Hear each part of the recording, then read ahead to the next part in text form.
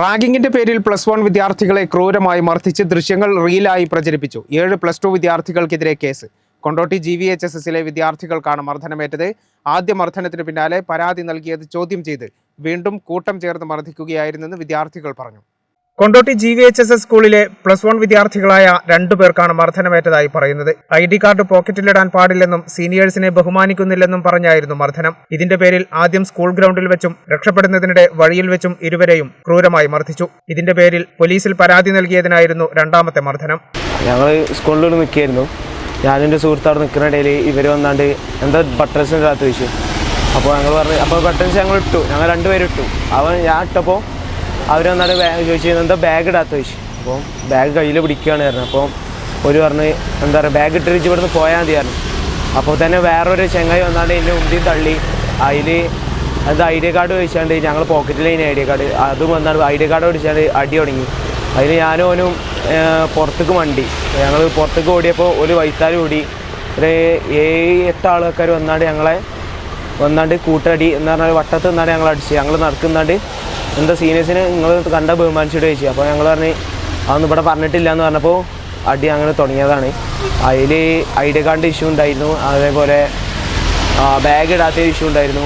അപ്പോൾ ഓരോന്നാണ്ട് ഞങ്ങളെ ഒരു ആയുധം നമ്മളെ കയ്യിൽ പിടിക്കുന്ന ഒരു മോതിരം, നമ്മളെ ബെൽറ്റ് ഉണ്ട്, അത് വെച്ചാണ്ട് തലക്കടിക്കുകയും എൻ്റെ ഷോൾഡറിന് സ്ക്രാച്ചും അതുപോലെ കാലിന് വീക്കും കാലിന് സ്ക്രാച്ച് ഉണ്ടെന്നാണ് പറഞ്ഞത്.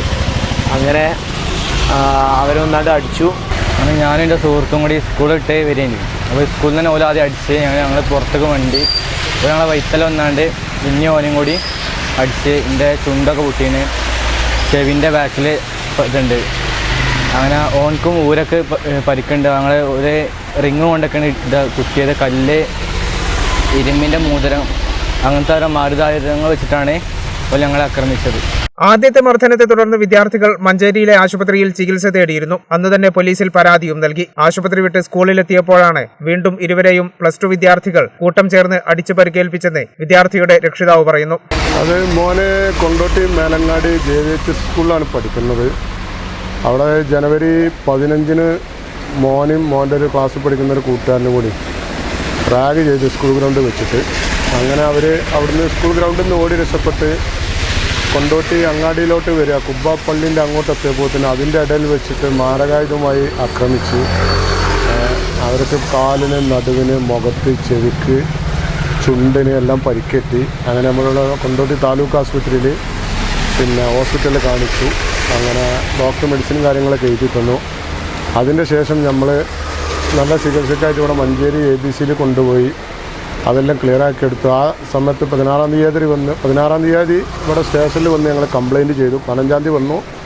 15-ാം തീയതി ഒപ്പം 16-ാം തീയതി വരാൻ പറഞ്ഞു. 16-ാം തീയതി ജനുവരി 16 വന്ന് കംപ്ലയിൻറ്റ് ചെയ്തു.